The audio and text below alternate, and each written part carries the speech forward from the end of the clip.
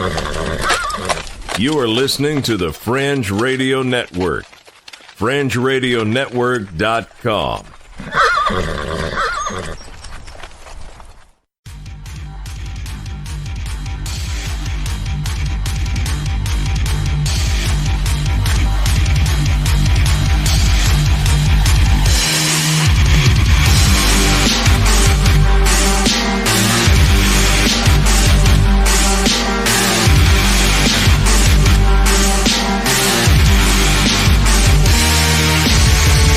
You're listening to Earth Oddity, a weekly odyssey into all the oddity planet Earth has to offer. And now, serving it up are Christopher Tiny Sullivan and John Long. Hello, everybody, and welcome to another episode of Earth Oddity Podcast, a self-quarantine social distancing podcast, as Tiny and I record via Skype for your entertainment. Tiny is at a separate location. How are you doing, Tiny? I'm doing all right. John has the coronavirus, we think. So yeah. I'm trying not to catch it. Right. You possibly may have the coronavirus. I have had a fever this weekend, so. Oh man! But I think it's a sinus. I think it's a sinus infection more than anything. I really hope that's what it is. I hope it's just a sinus infection, because that's really going to be a pain trying to find another co-host if you do kick the bucket. I told you this morning, unfortunately, I was still alive. So, anyways, we got a lot of good stories this week. Bear with us while we're under these extreme recording conditions, because there may be some itches and snags along the way. But I got a few coronavirus stories. I refuse to call it COVID-19. Straight up coronavirus for me. And I got a good a local story that hits close to home for all of us too. What about you, Tiny?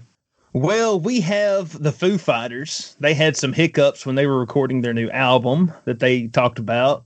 We have an Amish man back in the news again this week, but I wanted to start off with this. Mexicans demand a crackdown on Americans crossing the border.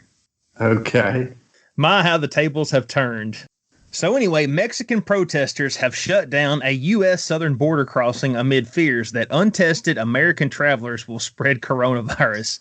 Residents in Sonora, south of the U.S. state of Arizona, have promised to block traffic into Mexico for a second day after closing a checkpoint for hours on Wednesday. They wore face masks and they held signs yelling Americans to stay at home. If I didn't know better, I would say these people are racist. Says that Mexico has fewer than 500 confirmed COVID-19 cases, and the U.S. is over 65,000 now. That's obviously old. I believe we actually just recently, this past week, overtook China. According to China, in confirmed cases, we're somewhere around 85,000, I think, nationwide. Right. Yes, anyway, we are number one. But the border is supposed to be closed to all except essential businesses, but protesters said that there has been little enforcement and no testing by authorities. The blockade was led by members of the group Sonorans for Health and Life, who called for medical testing to be done on anyone who crosses from the U.S. into Mexico. Jose Luis Hernandez, a group member, told the Arizona Republic there are no health screenings by the federal government to deal with this pandemic. That's why we're here in, I don't know how to say that. It's Nogales. Sounds right to me. We've taken this action to call on the Mexican president to act now. The Mexican president has been criticized for his response to the pandemic, as has U.S. President Donald Trump.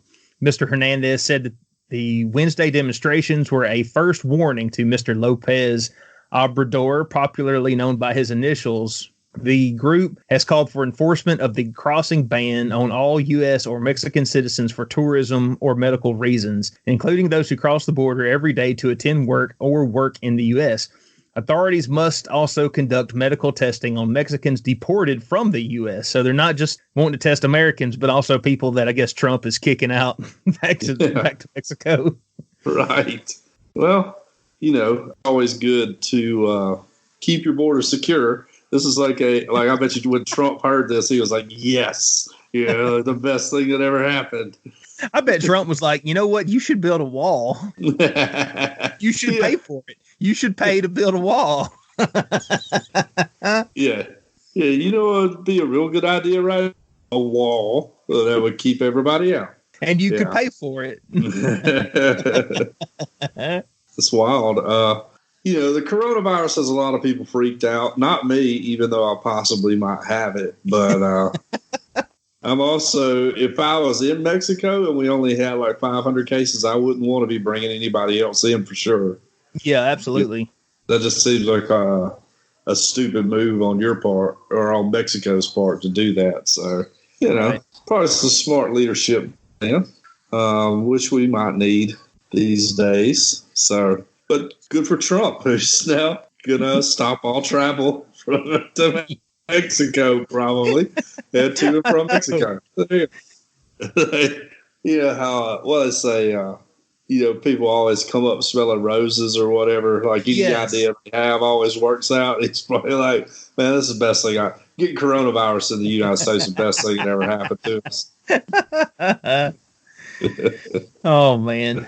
Well, like I was saying, the coronavirus has a lot of people going crazy. Yes. And I don't know if you've seen this, Tiny, but there has been a viral challenge. We've long been chroniclers of viral challenges, eating Tide Pods, whatever, but people have been licking toilet seats to show people they're not afraid of the coronavirus, I guess. I don't know what the kids are doing, but they're licking toilet seats. Well, that and they like the taste. Okay, yeah. Seems like a very weird fetish in a way. Well, a woman who licked a toilet in a coronavirus challenge talks to Dr. Phil, our leading physician, I believe he's Surgeon General, about a bizarre stunt, and admits she lied about it. So not only is she stupid, she's a liar. An aspiring influencer, and we've long chronicled how much I hate influencers, has explained her coronavirus challenge stunt was because she was so desperate for attention, she allegedly staged herself licking a toilet seat for quote-unquote clout. Clout. Yes, that's what'll give you clout. Yes, clout.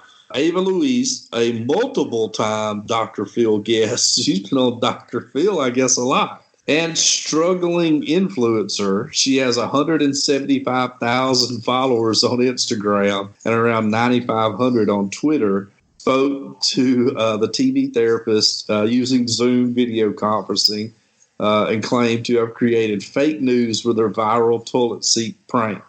And here's Dr. Phil. I'll do my Dr. Phil impression. Okay. What the hell were you thinking when you're licking a toilet seat on an airplane on the way to spring break when the country's shut down? And she went on to say, I bleached the seat. And the 22-year-old alleged that she did it off camera. She cleaned the seat up before she licked on it. And she went on to claim that it was her sugar daddy's plane. Okay. So yeah, it's not just some random airline seat that she's licking. It was her sugar daddy. Yeah, right. Yeah. It's a rich old man's butt that's been on that seat. I mean, she kisses his butt enough. It probably wasn't no big deal, And she said, really, it wasn't that dirty anyways. No. I'm sure. When Dr. Phil challenged her, asking why she bleached it if the video was taken to show there's no danger from coronavirus, she responded saying the bathroom was dirty because of people using it, not because of the virus, which is continuing to sweep the United States as well as the world. Dr. Phil accused her of lying to the people by not disclosing that she had bleached the toilet, and she confirmed that she had lied. There's a quote from her says, I was really annoyed that Corona was getting more publicity than me. She said, that's so annoying. She said in the interview, claiming she had a song that was going viral, but no one was covering it. I represent the whole Gen Z population in that I'm not terrified of coronavirus, she said. She went on to talk about how she manipulated the headlines by doing it. And Dr. Phil called her spoiled and entitled. You know, Dr. Phil doesn't pull too many punches here. So he knows what his audience is tuning in for. They're tuning in to hear him tell her just that. So yes. I'm sure he had that ready to go. So let's round this out with Dr. Phil asked her, if you infect one person that loses their life, is it worth it for you to have this attention? To which she responded, yeah. So yeah. She doesn't care about fellow humanity. Well, she cares about that song that needs to go viral. That's right. Yeah, that's the only virus that she cares about. For sure. I'm glad that she represents and she speaks for all of Gen Z, right? So yeah, Gen Z's a wild card, by the way. You know, millennials have got the bad rap before, you know, for so long, but Gen Z's a wild card. They got some crazy ones in there. Yeah, but I've also heard that they have a very interesting political makeup where they're fiscally more conservative, but socially more progressive. So It's going to be interesting to see how things shake out. Right. Yes, definitely. But sure. I hope that they're not all licking toilet seats and promoting their song on Dr. Phil. I think this is just one lone influencer here that's hopefully does not represent all of Gen Z as she claims. Right. Yes, absolutely. Well, John, do you like the Foo Fighters? Yes, I do.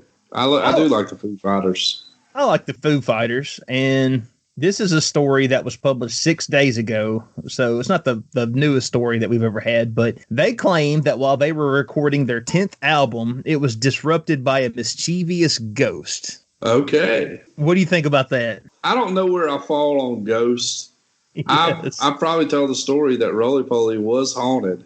Yes. But yeah, I could see it happening, I guess. Let's just read through. Let's get some more information here. It says that the rock giants decamped to a 1940s house in Encino, California. Now, Encino, that's the same city where Brendan Fraser was thawed out of the ice, right?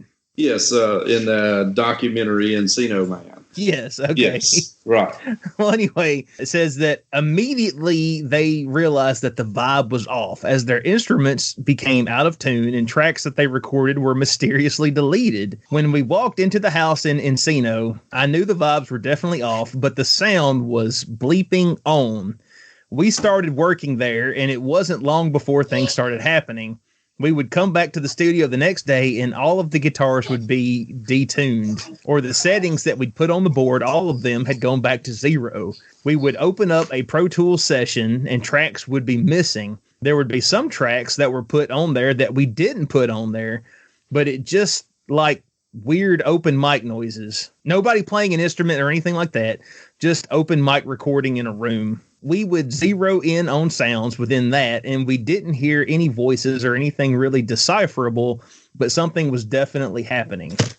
The band eventually set up a baby monitor to capture any mysterious goings-on when we weren't there, but we are sworn to secrecy about their findings. So, oh, well, that seems kind of lame. It does. I mean, okay, we all know that when you're being haunted, the first thing you do is you go get a baby monitor, right? Right. Like that's how you catch a ghost.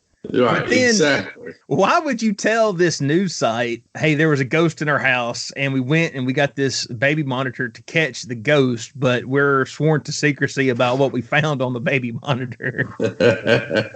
I guess it's a good way to boost record publicity for your upcoming album, you know?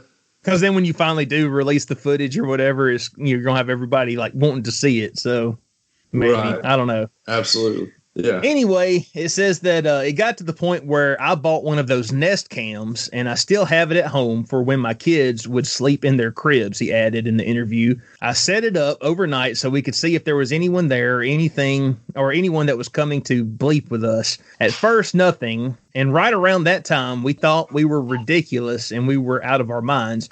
We started to see things on the cam that we couldn't explain. Then when we found out about the history of the house, I had to sign a non-disclosure agreement with the landlord because he's trying to sell the place. So I can't give away what happened there in the past, but these multiple occurrences over a short period of time made us finish the album as quickly as we could. So that's interesting. Apparently they can't tell us because they signed a non-disclosure agreement. But I guess it depends on what state you're in. But in California, do you not have to disclose any morbid history a property may have or something like that? I thought you did. Maybe. I don't know. But if anybody knows, let us know. Was the ghost of Tom Joad, which is a Bruce Springsteen and Rage Against the Machine song. So yeah, but that's kind of wild. I don't know where I stand on ghosts. I think that they might be real in some way. I don't understand how all that works with my spiritual outlook, But yeah, I've definitely seen some things that are weird. Now, hang on one second. Let me holler at my kids. That's not a ghost in the background. Hey, y'all shut up.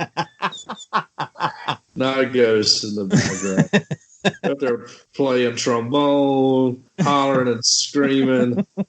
Well, I like to imagine that it was just a ghost that hated rock and roll. Right. He finally found him a house to haunt, and it's really quiet and there's not a lot going on. And then next thing he knows, the rock, a famous rock band, the Foo Fighters, come in there and start jamming. And he's like, I gotta stop this. Peaceful existence for the last, 10 years or whatever. And now he's got a band in there recording in the middle of the night. Rock stars keep weird hours anyways. So, yes. It's wild to think about what Dave Grohl's done, though, in his life. Was like the drummer for Nirvana, which is all you would have to be ever to be immortalized in rock and roll history. And then you go out and start another super successful band. That's pretty amazing to me. I respect it. Yeah, it really is. Yeah. And he seems to be a pretty down to earth guy. So I tend to believe him when he says there's a ghost. So I hope that they name their album something ghost related. If they were really smart, they would stick some EVPs on purpose, in their tracks, for people to find, fans to find, Sure. Right. Oh, yeah. Or, make it say something when you play it backwards. It's harder to play a song backwards nowadays than it was, I think, right. With records. Or what about hidden tracks? Remember when that used to be a thing? Yes. The first hidden track I ever heard was on Nirvana's album. Oh, wow. All right. And it blew me away. I was at DeSoto Caverns on a Boy Scout trip. So, yeah, it was wild. Maybe the EVP could say something like, buy our new discography collection coming out next year or something like that. New T-shirts dropping tomorrow. Yes. Well, let's move back to the pandemic, the coronavirus. Can't escape it. No, Tiny and I are self-isolating. Everybody should be doing it as much as possible, except for all the nurses on Facebook who have to remind us every day that they have to go to work during this. Thank you, nurses. Shout out to my wife who hadn't said anything about it. She just goes and does her job. But Thailand's king has been self-isolating in a luxury hotel in the alpine resort town of Garmisch-Partenkirchen, with his entourage. Entourage is to be used loosely. Okay. Now, check out his name, King Maha Vajiralongkorn, but he's also known as Rama X, which Rama X is a great rap name. Yeah. He could start a rap career with that name. Is said to have booked the entire Grand Hotel Sonobitual. I promise that's what it says. After the 4-star hotel received special permission from district council to accommodate his party. The 67-year-old king's entourage includes a harem of 20 concubines and numerous servants. He's 67. Hey. What does he need 20 for? He should change his name to Rama XXX. Oh, that's good. Yeah, what does he need 20 concubines for? It's unclear if his 4 wives are living in the hotel with the rest of the group. So he's got 4 wives. He's got 4 wives on top of his concubines? Yes. Dang. The guest houses and hotels in the region were ordered to close due to the coronavirus crisis. But a spokesman for the local district council said the Grand Hotel Sonobitual was the exception because the guests are a single homogenous group of people with no fluctuation. However, 119 members of the entourage have been sent back to Thailand on suspicion they contracted a highly contagious respiratory disease. So apparently they were all up in there together, like they were supposed to. Yes. Huh. Wow. Apparently, tens of thousands of the Thai people were a little upset with him when they found out he's off at a luxury hotel with his 20 concubines and possibly 4 wives. And got a little mad and protested about it, which is not the time to be gathering in a protest right now. That's an excellent point. I mean, maybe that's why he did it. He was like, okay, if they do catch me and get mad about it, they can't protest. So right. Let's see, a Thai hashtag, which translated to "Why do we need a king?" Pretty much the same hashtag George Washington went with, appeared 1.2 million times on Twitter within 24 hours after they found out he was there. So they have 109 cases, at least at the time of this article was published, in the country. Well, their total number, that was new cases that day, Saturday, today, and their infections are up to 1,245. They got a long way to go to get to us. Right. We're number one. We're number one in everything, by the way, not just coronavirus cases. Yes. Just give us a chance. That's American exceptionalism is what it is. Yes. You know, USA. We will dominate a pandemic for sure. So anyways, once again, this is why Viagra and stuff like that is a bad thing, you know. Because if you have Viagra, then the king will take 20 concubines and 3 extra wives. Yes, absolutely. Yes. And be off in a hotel all holed up in Germany while the rest of your country is dealing with a pandemic. Who gets to be queen in that situation, I wonder? I don't know. You know, it's all weird. Do you think they have to, I don't know, Jello wrestle to see who gets to be queen? Maybe so. That would actually, I don't hate that idea. Or maybe it's just like multiple queens and you just have one king. I don't know. Interesting. This is going to be my last story of the day. The headline here is, I'm not really sure what to make of this, so we're going to try to figure this out together. It is, leader in Amish beard cutting attacks, finishing sentence at home due to COVID-19 risk. So I know we've talked about Amish on this show before. I don't think we have a lot of Amish listeners, but if we do, we are thrilled to have you. We would love to know more about your ways. I think we're the number one Amish podcast, you know. Yeah. The number one podcast among the Amish, from what I've heard. Anyway, this comes from Columbus, Ohio.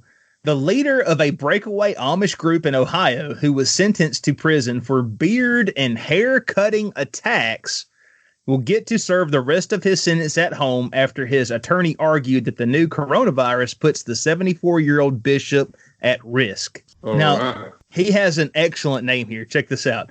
Sam Mullet Sr.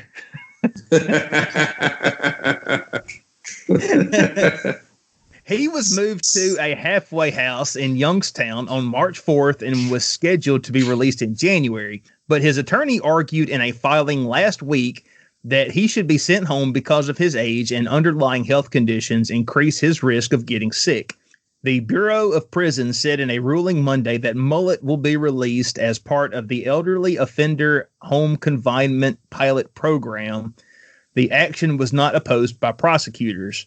The attacks in 2011 were meant to shame fellow Amish who had defied or denounced the authoritarian style of the leader of the, and forgive me, but I think that's Bergolez community in eastern Ohio. Sure. Oh, Just take a stab at it. Mullet did not take part in the hair cuttings, but he received the longest prison term of all the defendants. Prosecutors said that he exercised control over the members of his community and he helped hide what happened. Mullet was the last of 16 defendants convicted in 2011, still in custody. He went to prison in 2013 and had served about 7 years of a nearly 11-year sentence. So I guess he had his members going out and holding people down and cutting their beards off to shame them if they defied him. I guess so. I guess that's what they were doing. don't mess with the Amish mafia. You know, Yeah. they will extract vengeance. Which, you know, I don't think getting your hair cut and your beard shaved probably not the worst thing that could happen to you, right? I know. I would stand up and be like, "Hey, idiots! It's just going to grow right back." Yeah, exactly. I mean, well, why don't you do something real mean to me? It's not like you held me down and made me like get laser hair removal, you know? Right. Yeah. So, like spreading hair all over your body. yeah. Yeah. I was like, why don't y'all do something mean to me, like make me watch TV? Yes. Or make me listen to the Earth Oddity podcast. Yeah. I would like to talk to an Amish person, you know? Maybe we need to make that I think there's some Amish up in Tennessee. We should just make that a trip. Drive up there and interview as many of them as we could. It'd be like, we need you to talk into this strange electrical device. Well, you all know my last story from AL.com, Alabama.com, basically. And let's see, an Alabama couple was taken to jail Friday after authorities say they were caught having sex in the police department parking lot. Brookside Police Department Communication Center spotted the couple around 3:30 p.m. on the department's security cameras. The pair was in a vehicle parked just outside, so the officers didn't have to go too far when they responded to the scene. Convenient. Chief Mike Jones said they identified the occupants of the vehicle as Tara and Tiny Sullivan, both of Northport or Tuscaloosa. I'm just kidding. It was Paula Gardner and James Sanders of Centerpoint. As it turned out, Gardner was scheduled for a court-ordered community service Friday stemming from an earlier criminal case, and Sanders was a ride there. So he's just going to give her a little go-away present. When officers approached the vehicle, they noticed a strong odor of marijuana, and the department's canine was deployed and positively alerted to the presence of illegal substances inside.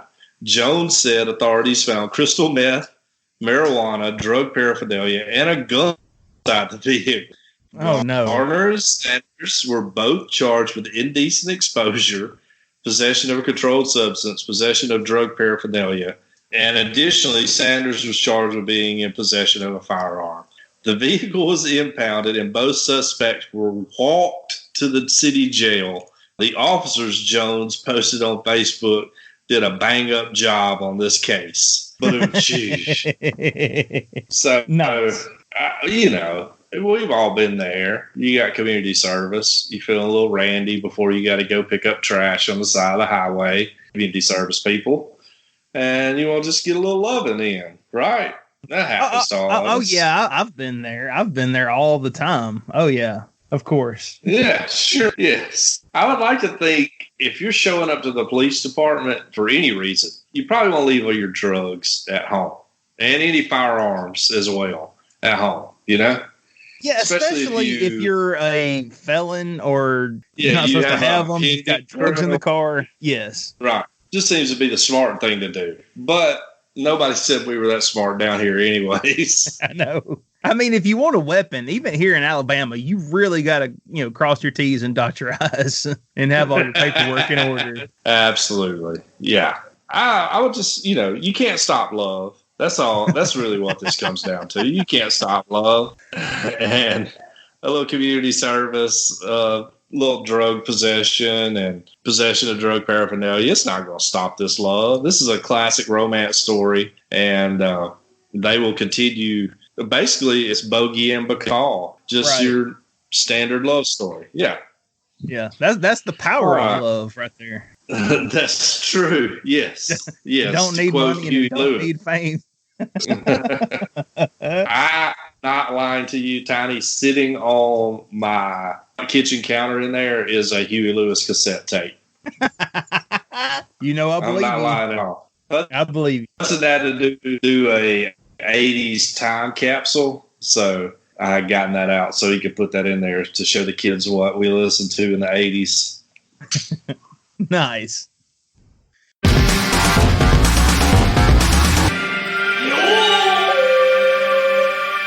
We want to thank our sponsor, world famous Cajun Curl Bayou Blended Spice, for their support. Check them out at CajunCurl.com. You can order the spice and their Cajun Curl cutter for potatoes right there on CajunCurl.com. It was created on the El Bayou in Evangeline Parish, Louisiana, and it's a season that goes on to everything. If you like cooking or eating, this is the spice for you. Cajun Curl Bayou Blended Spice goes well with chicken, beef, pork, potatoes, and anything else you can think of putting it on. The spiral potato cutter is absolutely amazing. It's easy to use and it's easy to clean, and it will allow you to make your own chips using the Cajun Curl spice. And let me tell you, the homemade chips with the spice on them are some of the best things I've ever put in my mouth. And I put a lot of things in my mouth. That sounds dirty, but it's not. They're really amazing. I'm not kidding. They'll change your life. On the website, CajunCurl.com, you can not only order the original Bayou Blended Spice, but the Cajun Curl chip cutter as well. And you'll find recipes absolutely mind-blowing. You can locate your nearest retailer or order your own. If it doesn't carry world-famous Cajun Curl Bayou Blended Spice, ask them to start stocking it now. All of their products are made in the USA, so not only do you enjoy the taste of Cajun Curl, but you also feel patriotic while you enjoy your meal. It's all natural, it's low salt, it has a little kick to it, but it doesn't burn your lips. And everybody thought I forgot to say where it was available here in Tuscaloosa, but I didn't. It's available at Bowles Fresh Market on Skyland Boulevard, Piggly Wiggly in Northport, Mark's Mart in downtown Northport, and South's Finest Meats. So world famous Cajun Curl Bayou Blended Spice. Taste the spice, but not the heat. CajunCurl.com. Check them out and use the promo code EOP10 to get a 10% discount. Because we ask that you use the spice, but we don't ask you to pay full price. That's right. All right, John. We don't have any voicemails or new reviews to read. Wow. But much like my YouTube Sunday school sermon that I was watching on the internet this morning said, the Lord will provide. That's right. And we I don't doubt that. And we have an email from a listener in Canada. Oh, okay. All right. So this one rolled in just in time, about 12:30 today. This comes from Monica Henry. All right, Monica, what's up? Now, I would just like to say that I may have taken a few editorial liberties when I'm reading this, so stay with me. Okay. But I'm sure, I mean, this is from Canada. Sometimes there may be like a few words and grammar that is like lost in translation. So, but I'm gonna do my best to interpret from Canadian into redneck language. All right, here we go. Gotcha. It says, "Hey guys, love your show. You guys are hilarious. You guys crack me up when you laugh. LOL. Anyway, you both can crash with me if it has come to Canada. LOL, hugs, and keep it up. The world is in chaos because of the Chinese virus." I'm assuming she's referring to COVID-19. I think so. I think so. She's heard our president speak on it, apparently. Yes. She believes that it was engineered by all governments and the elites. Oh, okay. So right. I've seen this theory. Pretty sick if you ask me. Humans are the true virus of the planet. Oh. Much like hot take. Yes, much like Agent Smith. He said that in the movie The Matrix. Why can't people just love and help each other? I agree with her there. Why can't people just love and help each other out? Yeah. She says if only there was a religion that pointed that out all the time. Yes. I mean, some might say if only there was a few, but certainly one of them. Right. Yes. Anyway, if women were in control, I'm sure that we would have all had free energy from the get-go. No Roundup or big pharmaceuticals, etc. But natural medicines, maybe a little penicillin, LOL. And gee, Can has all washed and dumbed down by TV frequencies, sublime messages. I think that's subliminal messages. And antidepressants have turned gas all into zombies. Okay. What do you think she means there?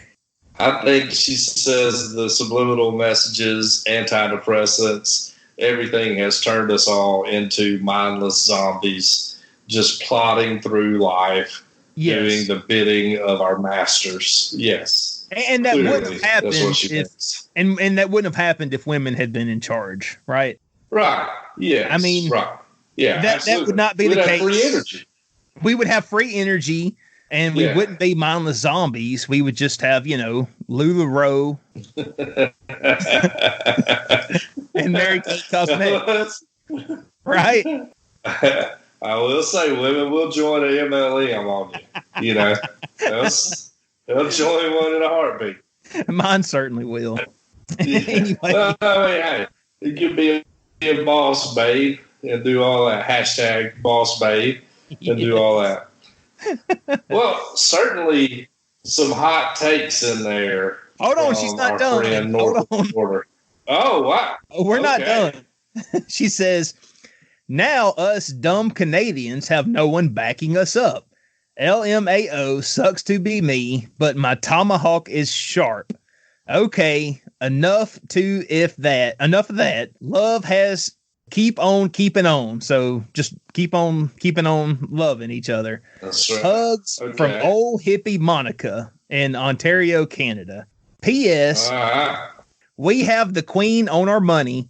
Makes me sick as her people freeze to death in their homes every winter, and she's living in a castle. I hate the monarchy. I'm a Canadian, but I feel American, and I love Trump. Kiki, that's all. Yeah. All right. Well, I'm going to get across the border before we build the wall up there, or get down here before Justin Trudeau builds a wall. That's right. To keep all those infected Americans over there where they need to be. Well, certainly some hot takes from Monica. I feel like she and I will get along great, See, I will say that reading her email, she sounds like she comes straight out of Tuscaloosa, Alabama. Maybe even Barry. I would like to get her to email us back and let us know her thoughts on 5G. I would like to hear all about that. Yes. Yeah.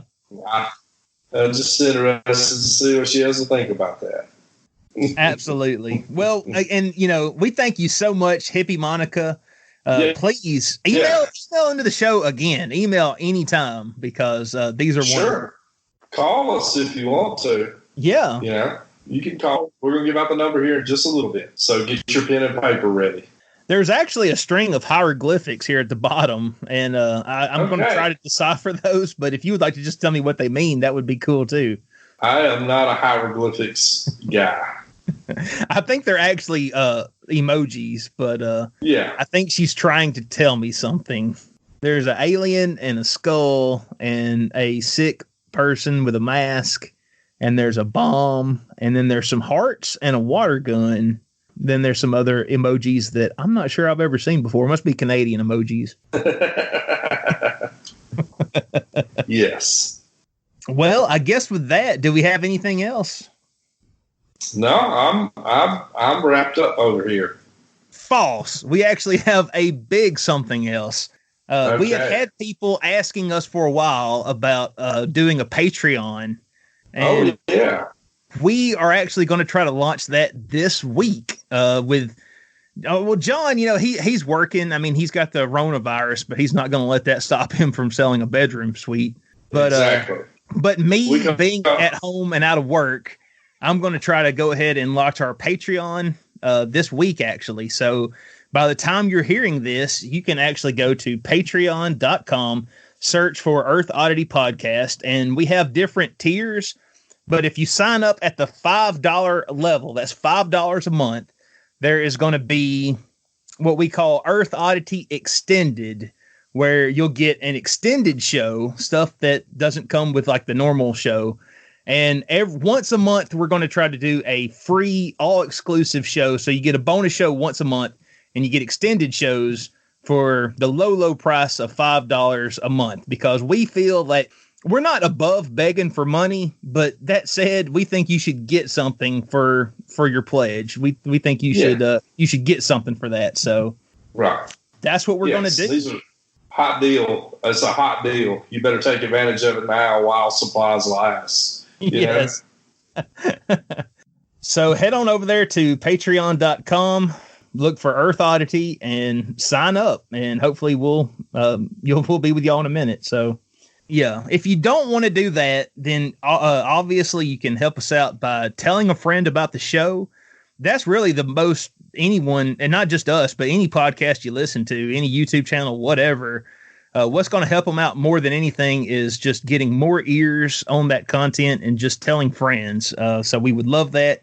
You can also leave us a review. You could recommend us on Facebook, and you could, is there anything else they can do? I don't think so. Just call our number and email us. Yeah. Just interact with us in any way possible. So, I guess that's it.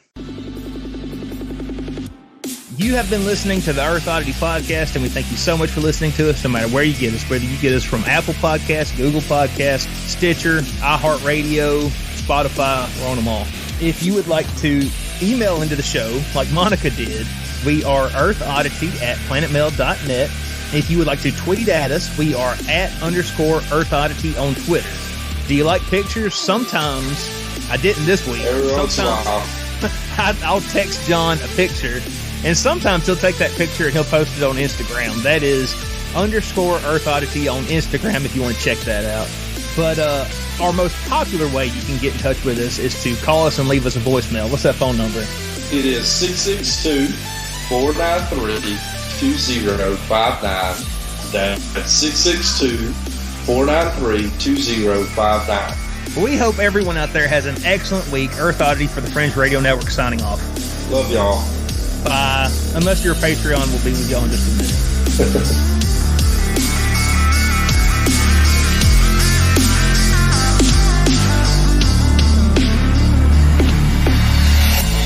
This has been a very odd production. Thanks for listening.